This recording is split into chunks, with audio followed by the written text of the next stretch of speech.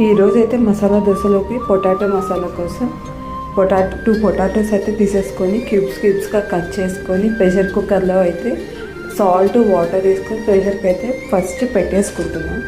తర్వాత సైడ్కి ఆనియన్స్ పచ్చిమిర్చి అయితే ఫస్ట్ కట్ చేసుకొని పక్కన పెట్టుకొని ఇంకా గార్లిక్ పీల్ చేసుకొని అది కూడా దగ్గరగా దంచేసుకున్నాను. తర్వాత కొంచెం కరివేపాకు కూడా సైడ్ పెట్టుకున్నా.